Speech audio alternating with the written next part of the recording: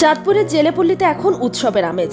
কেউ জাল শুকাচ্ছে, কেউ নৌকা রং করছে, কেউ মেরামতের কাজ করছে, আবার কেউ বা নদীতে নামার প্রস্তুতি নিচ্ছেন। সদরে আনন্দবাজার, যমুনা রোড, রনাগোয়াল, বহরিয়া সব জেলেপাড়ার চিত্র এখন এমনই।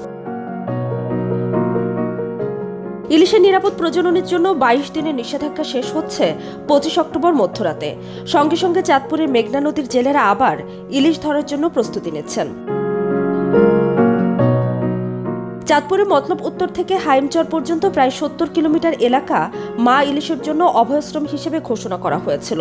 এই এলাকার প্রায় 45,000 জেলে পরিবার মাছ ধরে জীবিকা নির্বাহ করেন। যে আমরা 22 দিন পরে আজকে জাল হাজিতে আছি অপেক্ষায় আর কি। শনিবার থেকে আমরা আল্লাহ রওনা হবো। যদি আল্লাহ বেসাত থাকে গাঙ্গ তো আমাকে রিজিক 5-7 হাজার টাকা পাইলেও খরচ, না পাইলেও খরচ।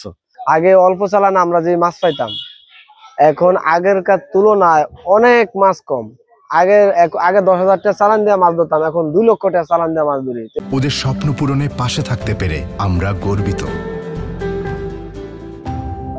নিষেধাজ্ঞার সময় জেলেরা অনেকটাই কষ্টে থাকেন। সরকারি সহায়তা পেলেও সেটা প্রয়োজনের তুলনায় অপ্রতুল বলেন তারা। তাই এখন সবাই জোরে সোরে প্রস্তুতি নিচ্ছেন। জেলেরা বলছেন আগের তুলনায় ইলিশ কম পাওয়া যায় এবং জ্বালানির খরচও বেড়েছে। তবুও তারা আশা করছেন এবার ভালো ইলিশ ধরা পড়বে। মাছ তো আল্লাহ দিলে যাই আসিল অভিযানের আগে অনেক বর্তমানে যা আসন নামলে কইতে পারবো। আমরা তো 4 তারিখে ধরে এই পর্যন্ত বয়ে আছি। অনেক শুক্রবারে সারিয়া দিব, ধর না 25 তারিখে দিনকে সারিয়া দিব অভিযান। সারিয়া গেলে এর গাঙ্গ নদীতে জাল ফারাইলে বলতে পারবো আছে না আছে। আমরা অনেক কেমনে বলুন, মনে করেন না আমরা তো আর নদীতে যাই না, জেলে মাছ ধরি না, আমরা তো আর মাছ ধরতাম পারি না, উপরে আসছিলাম বুঝেননি।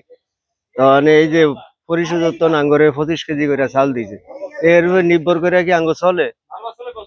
অনেকই কষ্ট হয়েছে আঙ্গ। অনেক পরিস্থিতি নিতে আসি নামো, যদি আল্লাহ দেয় তো চলতে পারো, মানুষ তো কষ্ট হইব, অনেকই কষ্ট হইব। এবারের অভিযান কঠোর ছিল। ইলিশ নিরাপদে ডিম ছাড়তে পেরেছে, তাই উৎপাদনও বাড়বে বলে আশাবাদ ব্যক্ত করেছেন চাঁদপুর উপজেলা মৎস্য কর্মকর্তা। আমরা চাঁদপুরে 4 থেকে এই 25 অক্টোবর পর্যন্ত 22 দিন মা ইলিশ সংরক্ষণ অভিযান সফলতার সাথে শেষ করেছি। এবছর আমরা 22 দিনই জাল এবং জেলে শূন্য রাখতে পেরেছি।